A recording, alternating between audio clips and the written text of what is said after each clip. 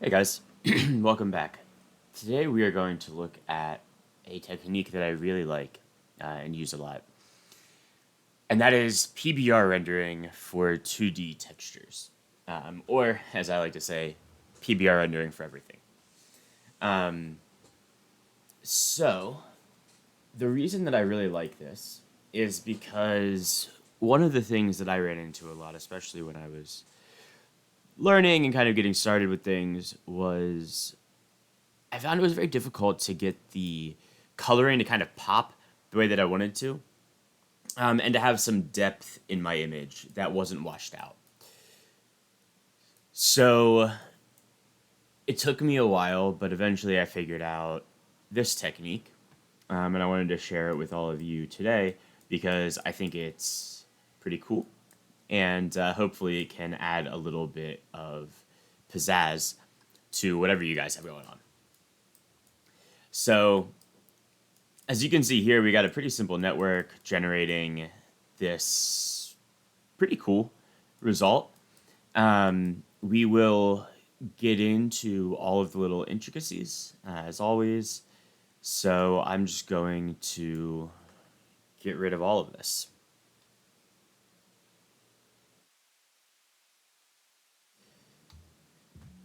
All right. So to start, I'm going to simply drop down a fluid simulation. This is the same fluid simulation that I shared with everybody on Patreon and did a tutorial about a couple weeks ago. If you don't have this, don't worry. You can either grab it on Patreon or you can use any other texture. This is really, whoops, this is really going to be just something for us to work with. I really like it, and we're going to use several of the different layers out of the fluid simulation, but don't feel like you need this to be able to complete the rest of the tutorial. That said, if you would like it, you know where to find it. So I'm just going to leave this here. I'm going to leave the resolution where it's at for now. And just grab the color.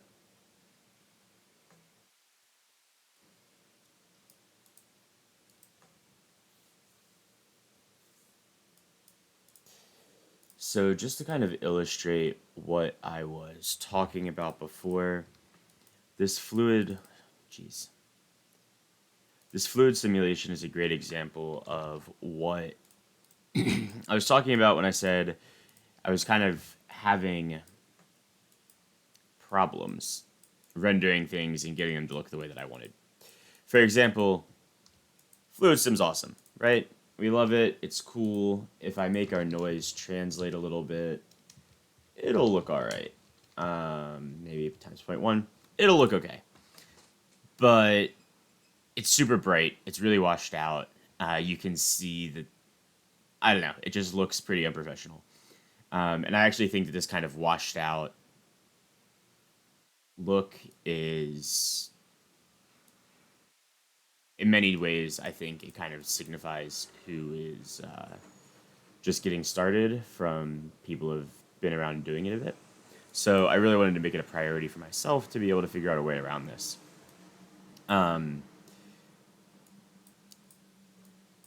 So, there's other things that you could potentially do, like maybe you do a Luma level, and, that helps. You can, like, reduce the brightness, but then you're left with this washed out,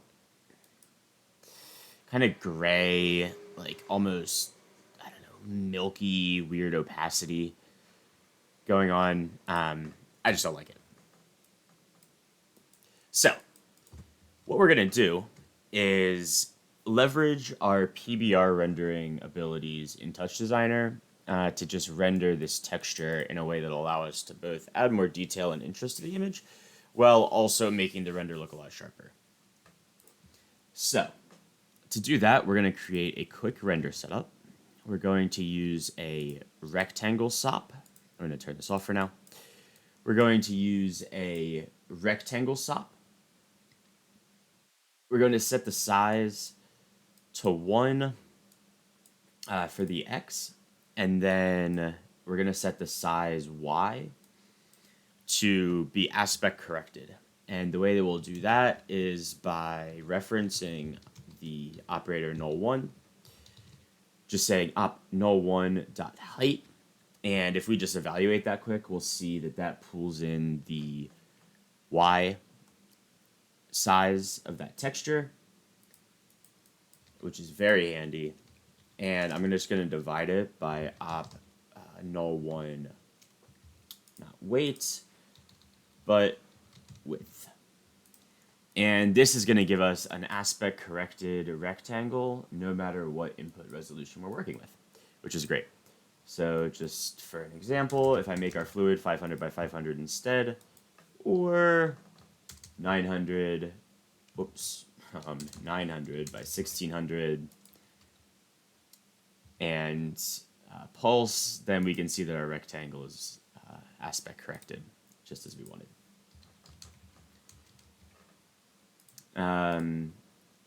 Just worth calling out, I have this pulse parameter for my fluid set to my local operator, referenced using a global op shortcut, par.pulse.eval. So I'm grabbing the pulse parameter, and whenever it's evaluated, I am hitting the pulse on this fluid simulation as well.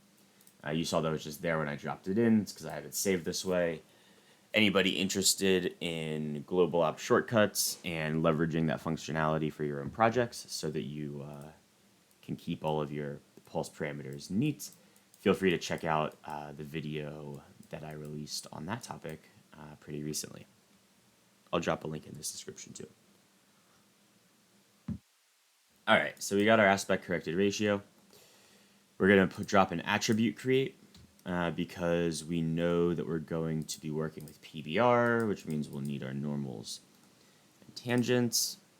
Then I'm going to drop a geo. Then I'm going to drop a camera. This time we're going to do an environment light instead of a normal light.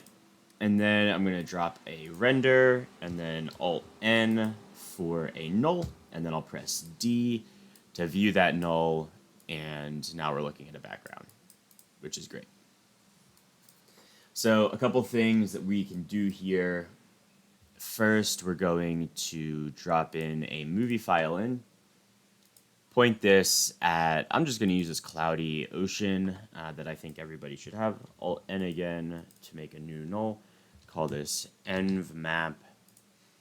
And then we're going to drop this environment map on our light, environment light as the environment map parameter. I'm going to put a out after the null. I'm going to call it out. I'll call this null BG for background. And I will insert a transform to give us some background.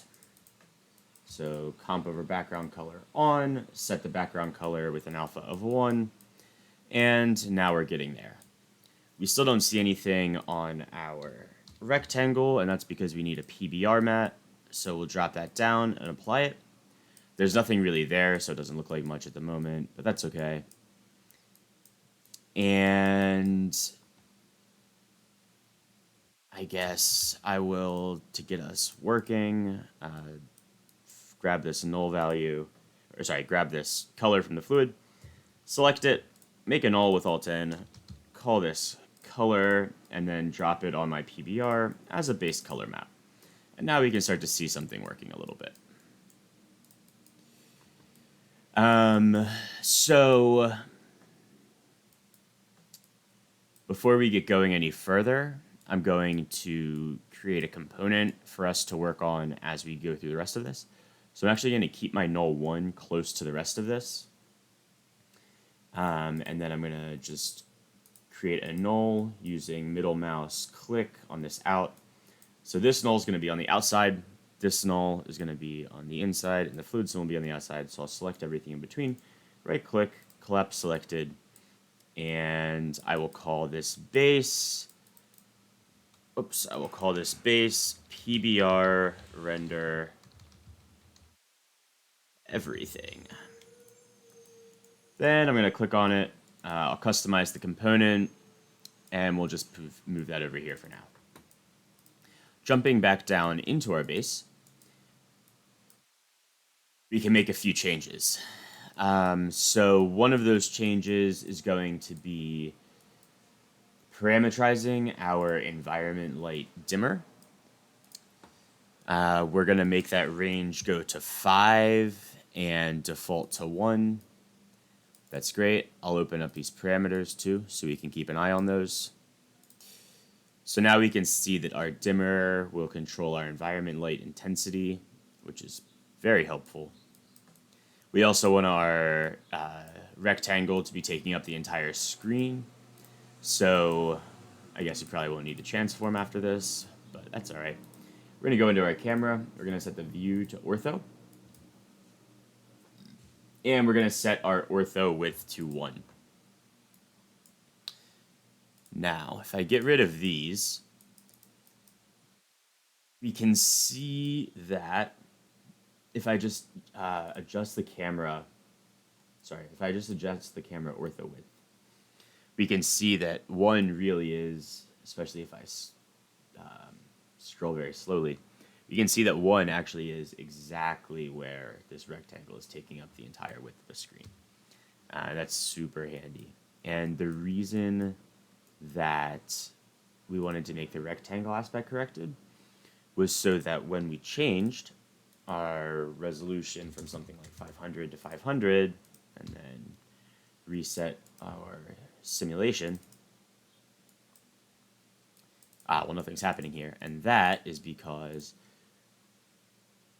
we need to reset our render resolution as well. So because the render is still just set at 1280 by 720, if I go to the camera and zoom out on the ortho width, you can see that we are rendering a square, like expected with the 500 by 500 aspect ratio.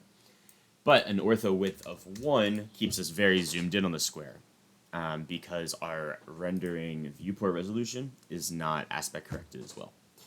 So to do that, all we need to do is point the resolutions here at our op null 1 dot width and op null 1 dot height. And this means that whenever we go and change our render resolution, everything in here is updating perfectly. And we can also see that if we do something like a vertical aspect ratio, this is also working really nicely. So things are already starting to come together, but let's get our customization back here and keep working.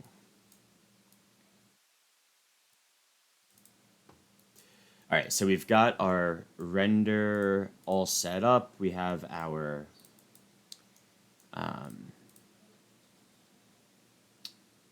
resolutions, aspect corrected, so that is all great. One thing that we need to do now is to start to work on the actual PBR material.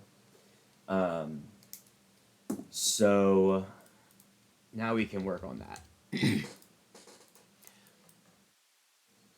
Now, I'm not going to exhaustively go through kind of what a PBR material is here and all of the different ways these can be used.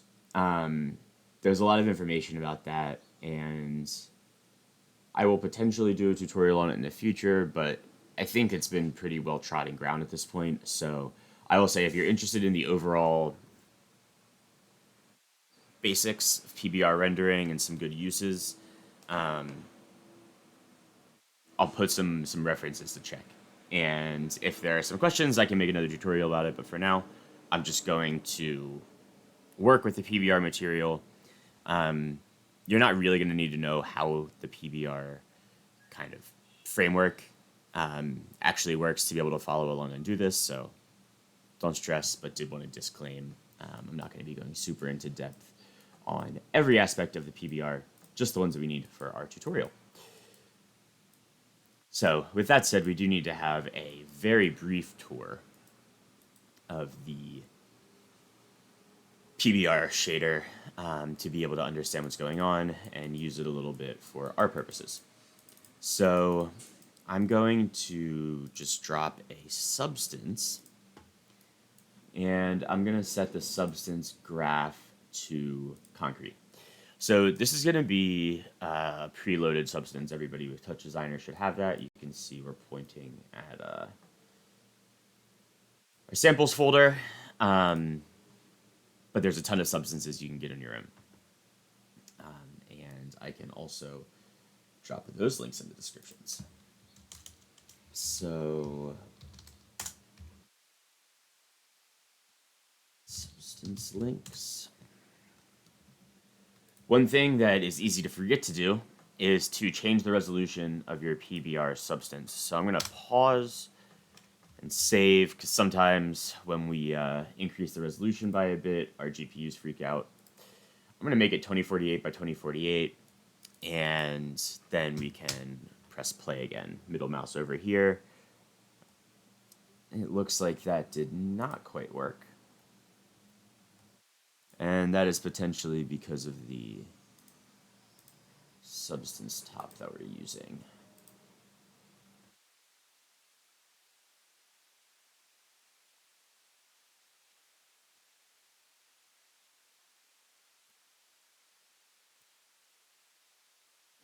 I think I know.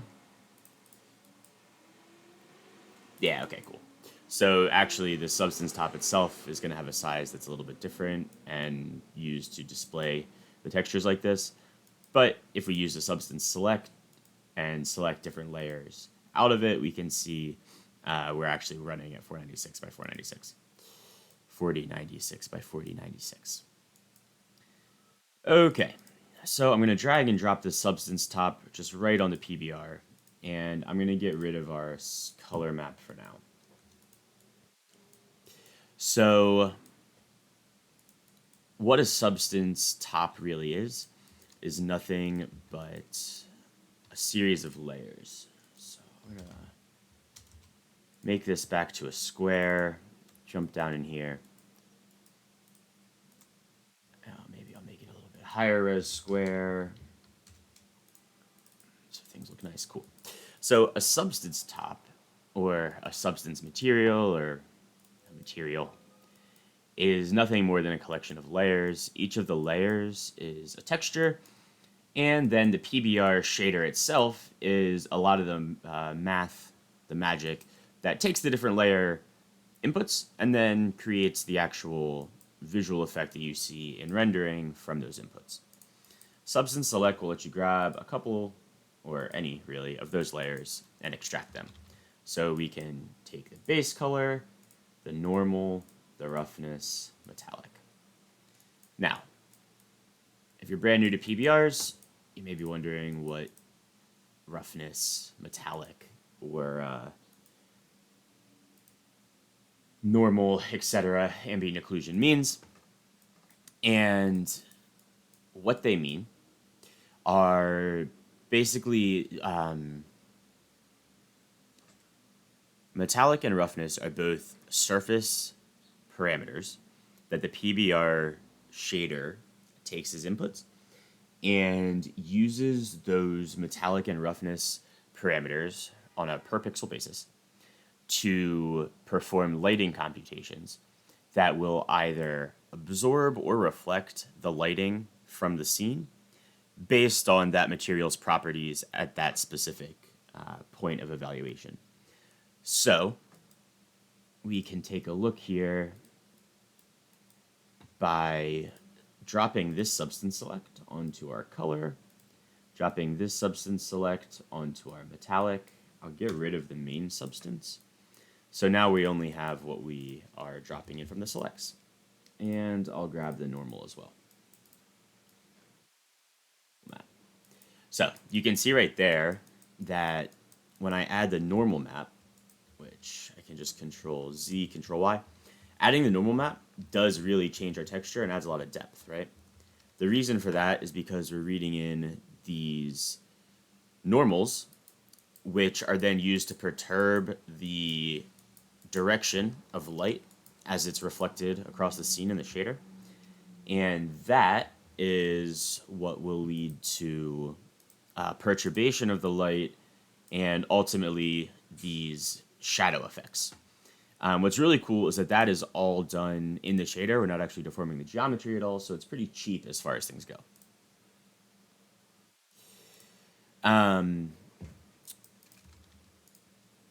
Roughness and metallic are both other parameters, and they act not as perfect inverses in the mathematical sense of the word, but they do act more or less as inverses of each other.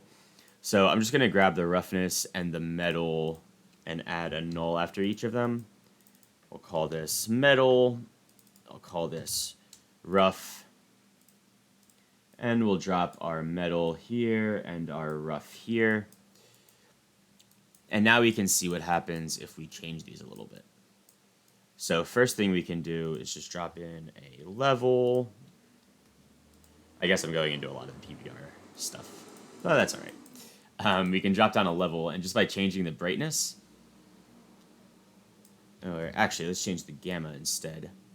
So just by changing the gamma of the roughness, we can see that the quality of our image also changes, and it becomes brighter almost when the roughness is lower. The reason for that is because roughness will determine the amount of light that our material is said to absorb, because rough materials that have lots of jaggedy edges and stuff bounce light around a lot more than smooth materials that reflect it straight off at the same or the reflection of the angle of incidence.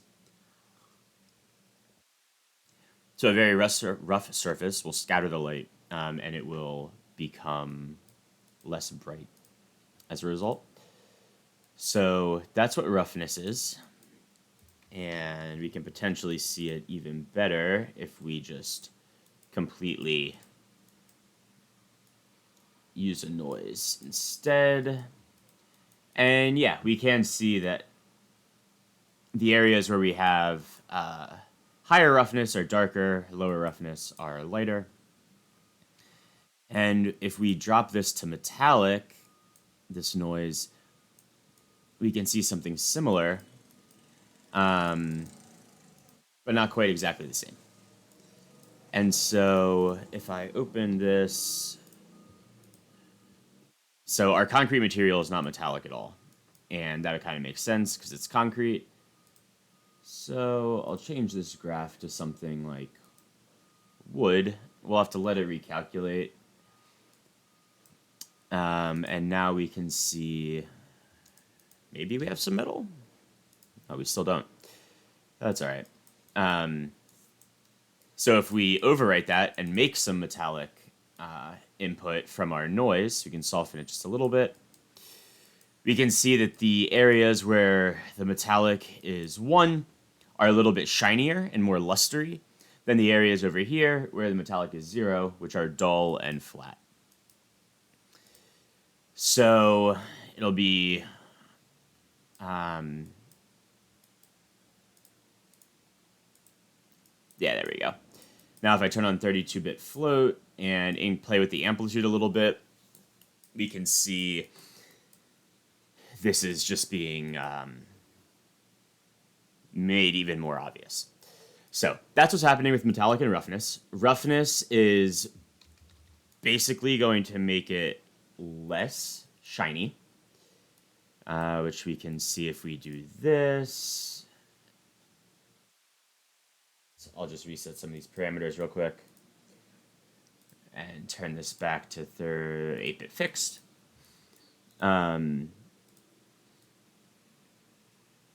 So now we can kind of see the interplay. So we have an area here where there's very metallic, not very rough. That's super shiny. We have some of these areas where there is both metallic and roughness. Because it is 1 for both of those, I don't think our shader actually knows what to do. It's not super common, and we'll talk more about that in a second. And we have some of these areas where there's no metal, but there is rough. No metal, a little bit of roughness that looks very flat and kind of, I don't know, withered. So that was the quick overview of PBR materials that I said I wouldn't do, but did anyway. So this is really cool because you can define each of these maps individually, and they don't have to be from a substance. So we can actually just get rid of all of that and just drop in a noise and another noise, no substance at all. And then if we go back to selecting our input and then adding a null, calling it color. Oh, we already have that still. Oops, we can just grab this and drop that color on here. We can see the effects of our PBR shader. And we're not even using the substance top. So this is really, really cool because it essentially allows you to become a substance designer. And that's awesome because this is kind of, in my opinion, what sets apart a lot of really high quality 3D work from, or not even just 3D work, overall rendering work from stuff that is a little bit more run of the mill. And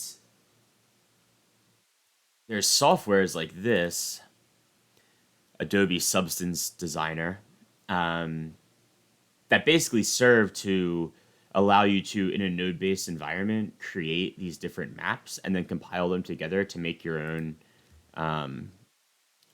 materials and textures. Whoops. But some money. I forget how much it is. Yeah, like pretty pricey. And I don't know about you guys, that's a little bit too much for me. So I really like this because we can essentially compose our own PBR materials from scratch and do that in a way that is just completely native within TouchDesigner, right? And you can, of course, be procedural with this as well. You can, for example, have this noise, and now as we're changing our noise parameters, the effect of our shader is changing.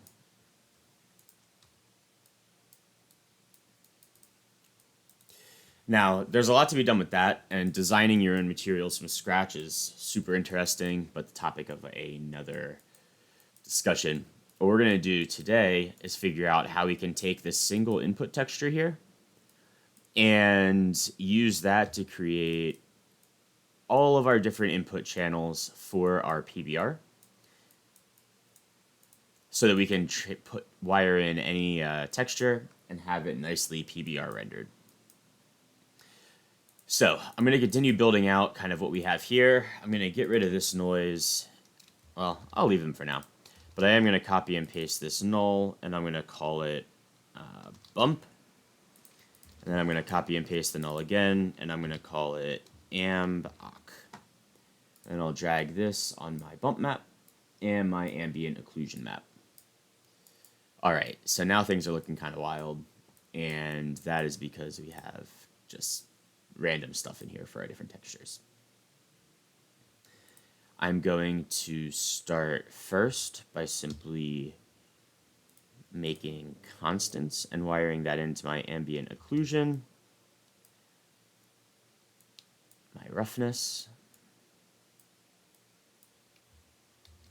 and my metallic. Now, the ambient occlusion constant I'm going to have be 1. My roughness and middle constants I'm going to have be 0. And then our bump map, we just need to select our color and then apply a normal map and just wire that in. And that gives us a working bump map. So, as you can see, this is working, super bright. I'm going to get our dimmer back down to 1. And already that's looking better. And we don't have anything else going on here yet except for basically just putting our color and a bump map in place.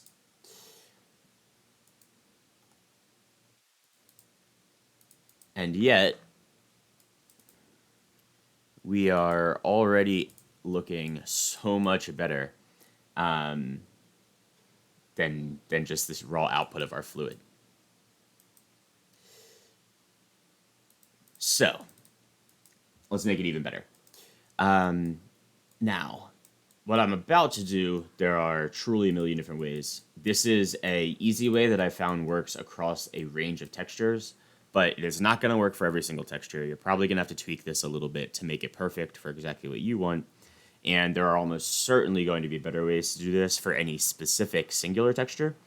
So for a production project or anything that I'm going to be shipping out, I will probably use what I'm about to show you as a basis, but then go in and tweak a bunch of these steps for the specific textures that I'm using. Now, that might not make a ton of sense, but hopefully you'll start to now. So I'm going to copy and paste the select and wire that into my metallic. I'm going to also copy and paste the select and wire it into my roughness. Okay. I mean, this honestly kind of looks cool just as it is, but no. We are going to be making some changes. And one thing to note is that we definitely don't want the metallic and roughness to be the same. So even something like dropping a level down and doing a partial inversion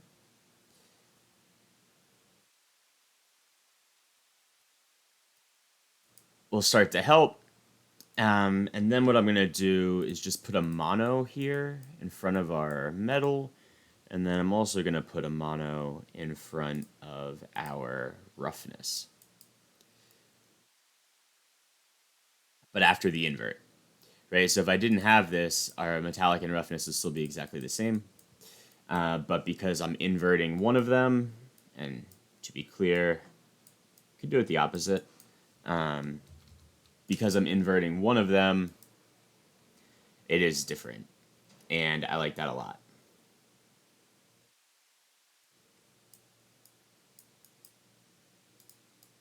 One thing that I'll often do here is put in a threshold. Oh, actually, sorry. This instead of a... So, not a threshold there. That we're just going to leave for now. And... Yeah, we're going to leave that for now. Where I will put a... Where I'll put a threshold is in between this ambient occlusion and the copied color texture.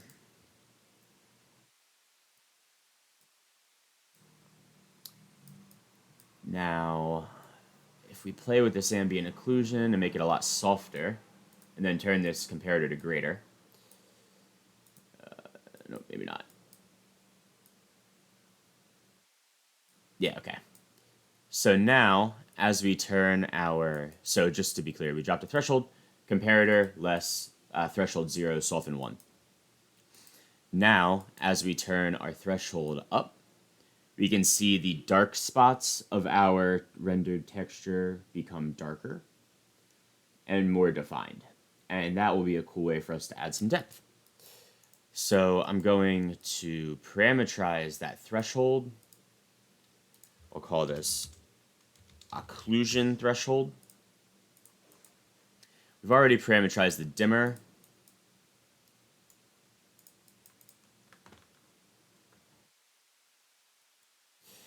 One thing that we want to also parameterize is our bump scale. Now, this will, if I open our, if I open our parent parameters,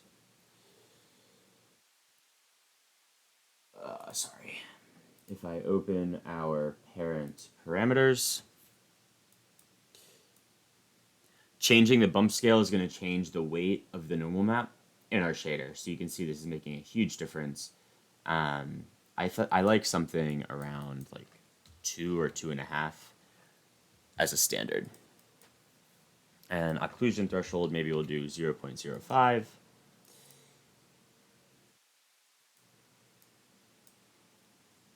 That's looking pretty good. Now, the coloring is looking kind of funky here, and the reason for that is because of our environment light. And it's just this random picture. If I drop a constant down instead, we'll see that we don't really distort this as much anymore. But we are now super bright, so maybe I want to move this down to somewhere like 0.5. One cool thing you can do is use the texture itself as an environment light, but, and this is a big but, you cannot use an environment map that is dynamic. I mean, you can, but at risk of crashing this whole thing, yeah, you can see the frame rate's freaking out. It's all just, it's a big mess. So I'm going to disconnect that and put our constant back in. So sometimes I will use the input itself if the input's static, or for something like this, maybe I can use the input of another image, like the color map for the fluid or something along those lines. But I only really do that if it's static. So I'm just going to put in the switch, make a parameter that says use input as env map, make that a toggle, and then just point this index at it.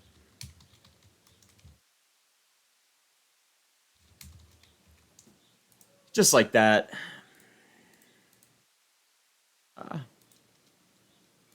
Okay. So that's working very well. I'm going to add a little bit of post here, I think. Get rid of this transform since we don't need that anymore. I'm going to add a level. And then I'm just going to drag and drop our brightness and our gamma.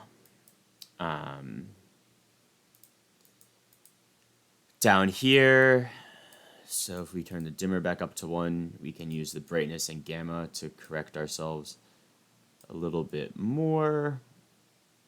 Maybe we want more gamma, some less brightness, a little bit less bright on the dimmer. And something like this is starting to look decently balanced.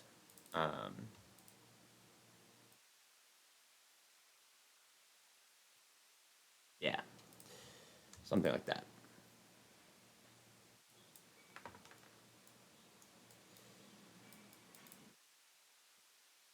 And so for the most part, that is pretty much our PBR render for everything. Like I said, this is about the most basic that you could do as far as mapping in your roughness and metallic parameters. There's definitely a lot more that you can do.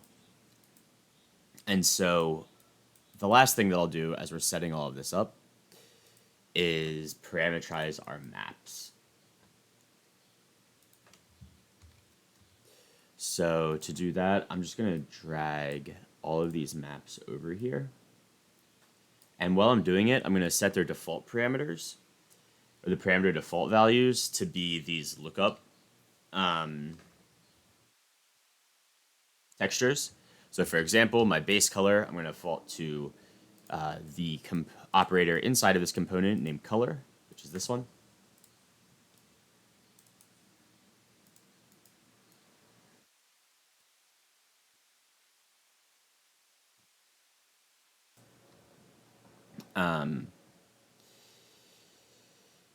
So drop that on. My metallic map, I will set to be default to the metal op. I'm just going to drag and drop the rest of these, and then why is that not working out?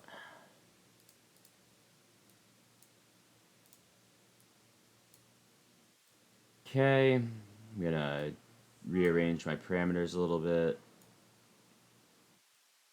So now I have all my base maps at the bottom here. I'm going to go to this color one. I'll turn on section, just make a nice little section out of it. We'll clean this up by saying post brightness and post gamma. I'll section that as well. And there we go. That's pretty handy. Last thing I'm going to do is just put an out here so that we can pull our material directly without doing the rendering in case you want to use it in some other setup.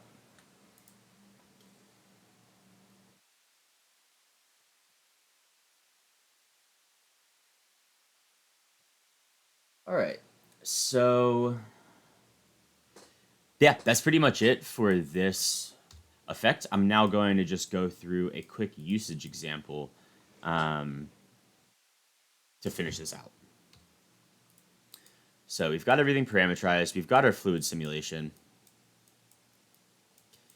And so what we're going to do now is use a couple layers of this fluid simulation along with our pixel sort to have a case study for using this a little bit differently. So I'm going to grab a pixel sort. This is again the same pixel sort that I used or created in a previous tutorial. I'm just going to find the image in, wire that in to our color, and then I'm going to grab the gradient out, right click, add a GLSL. I'm going to go in here, get rid of this line, get rid of the comment, and then simply type normalize, just like this, to get us a normalized velocity field. And then I'm going to wire that into the velocity in input of our pixel sort. Now, this pixel sort is going to go into our PBR render. And already, things are looking pretty cool. I'm just going to change this sort direction to be maybe vertical instead of using the velocity.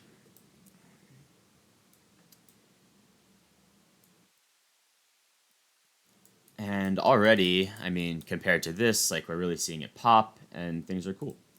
So if we turn the dimmer up and maybe I'll just reset the post for now. So this is all back to our original settings.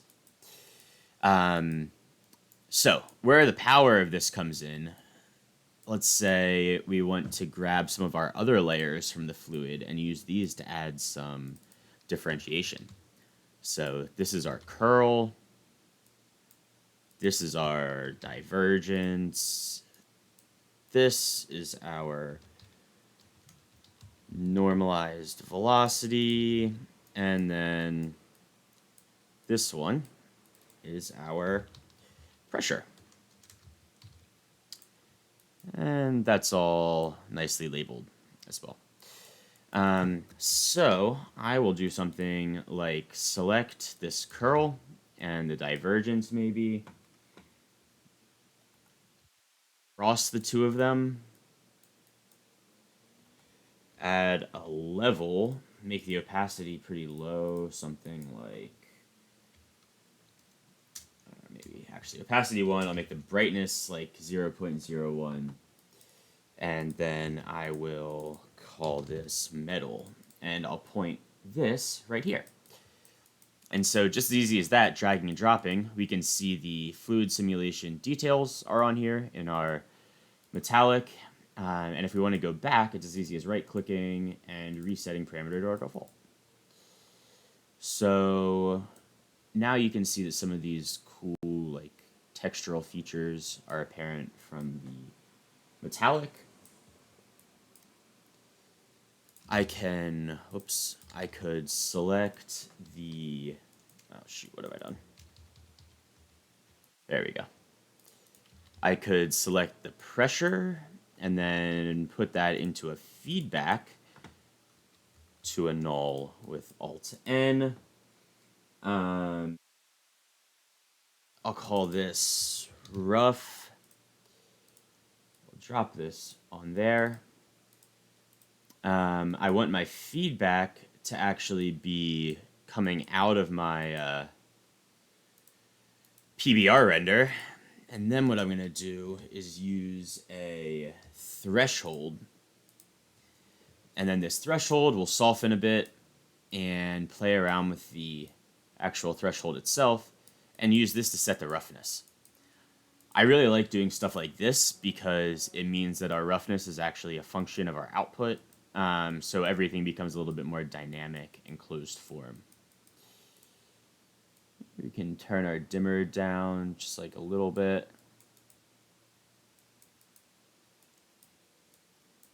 And yeah, that's a good, easy example of a way to just deepen this a little bit, add a little bit more interest and texture.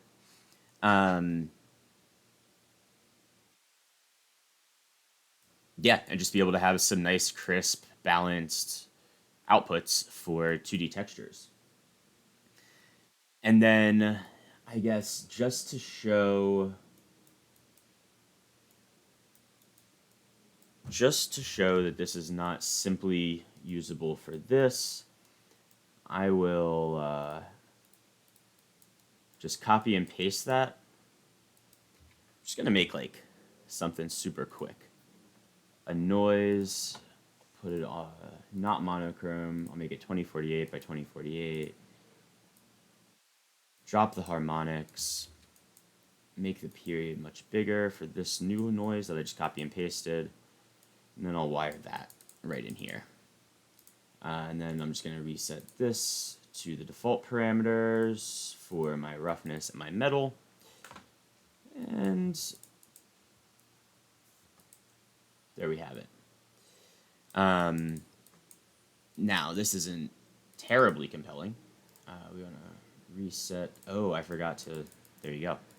Forgot to do this. So I'm going to customize this component. I forgot to set my roughness and my normal. And I think my ambient occlusion map defaults. So now I have all my defaults. If I reset parameter, there we go. To default. Very good. So I'll copy and paste this now.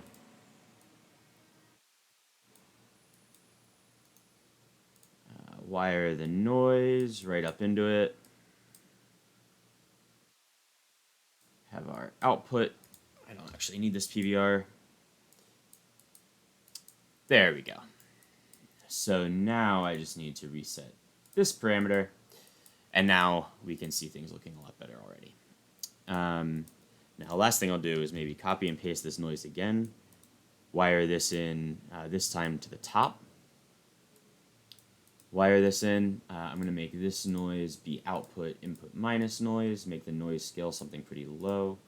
Turn the harmonic spread way up. Give it some harmonics. And then make the amplitude offset to 0 and amplitude pretty low, like this. And now you can see that we're just adding a little bit of texture that is coming out in our environment map. One way to add it a little, or to bring out the texture a little bit more, is turning the dimmer down, and you can add a regular light, not environment light. Zoom in, and then just point this at like an angle.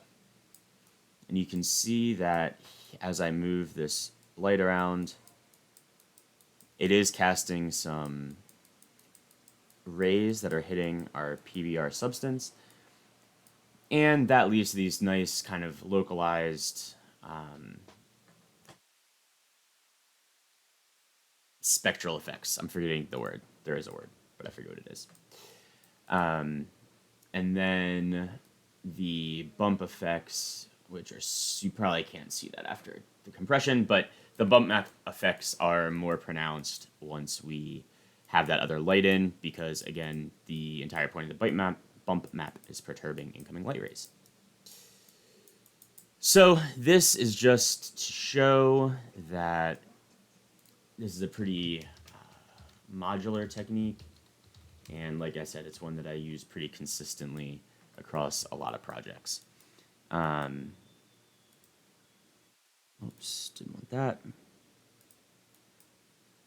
And then just a comparison again before we leave, we can see that we have a lot more configurability, and we can get this looking really nice without too much work. If we turn up the occlusion threshold, the depth comes out a little bit, and yeah, there we go. So with that, I will say thank you, especially to my Patreons. I have somewhat recently lost my regular job, so this is most of the money I'm making now, and the more that I get support from you guys, the more I can create and just keep putting out this content, which I enjoy doing, as I hope you guys enjoy learning. So with that said, thank you so much again to all the Patreon supporters. If you've been enjoying this, like or subscribe on YouTube, and I will talk to everyone next time.